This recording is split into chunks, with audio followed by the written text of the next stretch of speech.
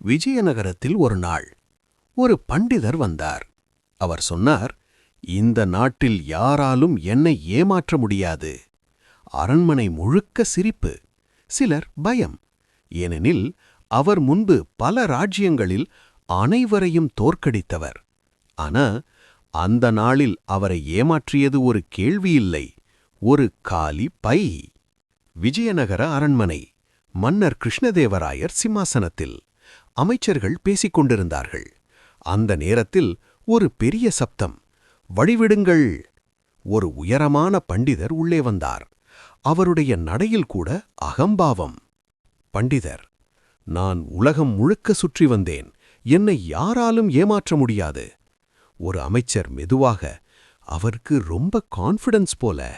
மற்றவர், அதுவே அவருடைய பலவீனம். மன்னர் சிரித்தார். சரி, அதை நாமே பார்க்கலாம். முதல் பண்டிதர் வந்தார். ட்ரிக்கி கேள்வி கேட்டார். பண்டிதர் உடனே பதில். இரண்டாவது லாஜிக் ட்ரிக், ஃபெயில். மூன்றாவது வேர்ட் பசில், ஃபெயில். அரண்மனை முழுக்க இவனை யாராலும் முடியாது போல. அந்த நேரத்தில் மெதுவாக சிரித்து ஒருவர் வந்தார். தெனாலிராமன். அவர் அவசரமில்லாமல் நடந்தார். ஒரு காவலர், அவருக்கு என்ன கான்ஃபிடன்ஸ் தெரியுமா? மற்றவர், அவர் சிரிச்சா போதும், ஏதாவது நடக்கும். தெனாலிராமன், அரசே, ஒரு சின்ன விளையாட்டு போடலாமா?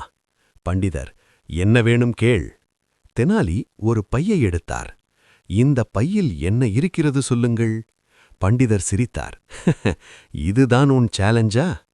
கெஸ் 1. தங்கம். தவறு. புத்தகம். தவறு. கற்கள். தவறு. தெனாலி ஒவ்வொரு முறையும் தவறு. அரண்மனை முழுக்க சிரிப்பு. பண்டிதர் கோபம். இது சீட்டிங். தெனாலி, ஏன்?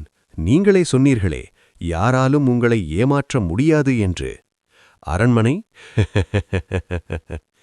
மன்னர், பையை திறந்து காட்டுங்கள். தெனாலி மெதுவாக திறந்தார். பாஸ். அது காலி.